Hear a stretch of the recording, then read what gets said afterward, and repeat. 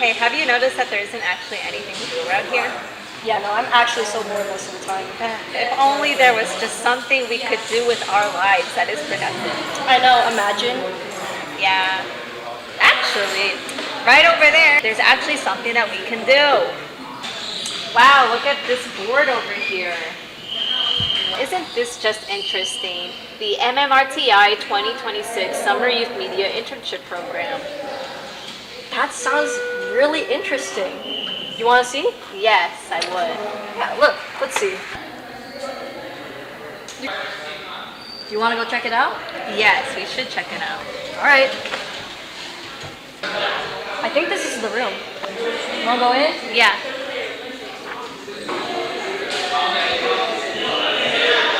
Yesler Terrace has always been a place of resilience, diversity, and growth. Through the support of the Seattle Housing Authority and community partners, today's youth are gaining the tools, experiences, and opportunities to shape tomorrow. My name is Kent Koth. I am the Executive Director of the Sunborg Center for Community Engagement here at Seattle University. My name is Marcus Gittens. I'm the Education and Youth Development Manager, and I've been at SHA for almost 7 years. My name is Peter Grunbaum, and I teach technology classes, partly around energy these days, but I have been doing a lot around software and other technology. My name is Sheeta. I'm the Community Engagement Manager, and I've been at Youth in Focus for 5 years this September. So Youth in Focus is a photography nonprofit teaching digital and darkroom photography. We've been around for like 32 years, almost 33 years.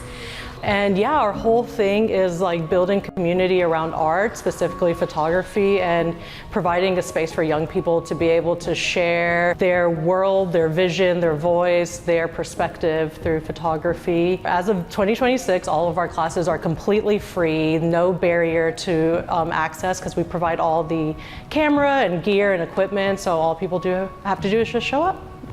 The opportunities for students to have support, sort of academic support, tutors, mentors, but probably even more important than that is like things that spark interest for students, whether that's athletics or whether that's music or whether that's programs like what you're involved in this summer. We all need a spark of things that sort of make us excited. Otherwise, it's kind of like, what's the point of going to school? Maybe the final thing is, I mean, some of the things we hear is just basic support for families, affordable housing, jobs that pay a livable wage, jobs for young people to work, to learn, to gain experiences, and then the opportunity, if one wants to go on to college and to be able to pay for that experience. So one example is Academic Adventures. This is funded by our Best Starts for Kids grant. It was originally started by J.C. Coleman, and now Halima Idris, as our Youth Engagement Coordinator, is carrying it forward. And really based upon the feedback from youth and adult residents, we created this academic enrichment program where young people can have fun. They can also continue their learning in various subjects as well.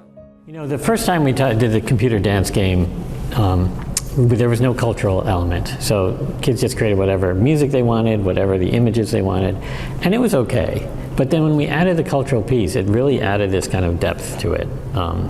The other thing that happened when we added the cultural piece is that the attendance rate stayed flat. Like a lot of times we get a lot at the beginning and people just sort of drop out. But somehow something about the culture brought the kids kept coming back. But yeah, there was one girl, and this was in the video, she couldn't figure out exactly what dance moves to do, and then she said, well, we do these things in church. And so we ended up doing the whole game around the movements that they would do in church to music. Youth programs come with challenges, but they also create opportunities. Washington is one of the lowest funded states for arts programming in America. And I think that does young people a real disservice, because art allows young people to explore their world, their thoughts, their vision through a medium that's just like not talking about it, right? It's like showing it through a lens or through paints, whatever that looks like. My generation and even the generation that's come after me have not necessarily solved the problems, and I think you as a young person and many young people have a lot of creative ideas that I think can help sort of address the issues that we face in Seattle and the issues we face in our world community. Our programs are typically in certain sections of the neighborhood, and so there's always questions about who is not able to access our programs, who knows about our programs, who's connected to people who have that connection. Despite challenges that may arise, there's still hope. I'm thankful that we get to fill a gap, and I am hopeful that we will eventually move towards a future where schools are better funded with the arts, that we can be part of more schools. Like, we are very thankful of the schools that we do get to partner with, since we do partner programs, and I hope that we can continue to build that so that art becomes accessible where the students are, and so that it doesn't always feel like y'all have to come out to us. But we are here in the meantime as the adults in the world figure out how to make arts more of an important thing in our education system. So the Seattle University 15 years ago launched an effort called the Seattle University Youth Initiative, where we as a university had gone through a process of listening with our community partners and with young people, and connecting with our school partners, and thinking if the university were to focus its resources on a particular topic or issue and neighborhood, could we make more of a measurable difference in our city? We have staff and students that work at Gatswood Elementary School that run an after-school program, and we run a mentoring program at Washington Middle School. We run a program called the Changemakers at Garfield High School. We've got another kind of effort that works with families to take families to Sounders games and rain games and other experiences. I am really thrilled that the executive director has made a commitment to sustain that level of funding. So in the midst of all of the challenges at the federal level, youth programs have remained a priority. I talked to David Keys at the City of Seattle, and he said, the information technology group at the City of Seattle, he said, talk to Asfahan Lemlem. He runs the lab at the Yesler Community Center.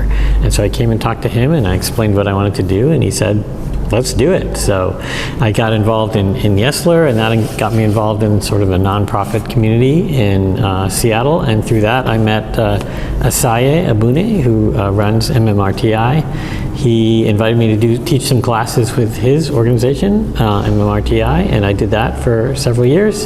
He eventually asked me to be on the board, and I got involved in several things with MMRTI. So I think having access to art to build community, like, yes, you're learning art, but you're getting all these other skills in life that are just important, that allow you to help process what's happening in your world, process what's happening personally, globally. So I think it's a way of demonstrating that universities can make a difference, and that it's not just solely about our student learning, although that's really important. So that's probably the thing that I'm most proud of. Also lift up our skills empowerment program, which is currently happening this summer. It was piloted last summer as well, where our staff work with teens and middle school and high school students to provide relevant skill building opportunities, such as barbering and braiding and other things that might be relevant to making money in the future.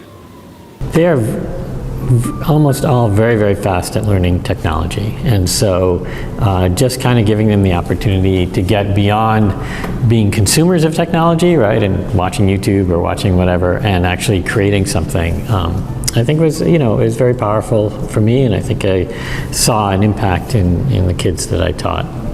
I think it's really cool how much Seattle has to offer young people for free. And I always tell young people, like, take everything that you think even sounds slightly interesting, because the minute you hit like 19 years old, everything is paid. So just take a risk and try things you don't know if you like or not. Take a risk. Community engagement is about more than volunteering. It's about building relationships, creating opportunities, and helping people realize they can make a difference. Those lessons can shape young people for years to come.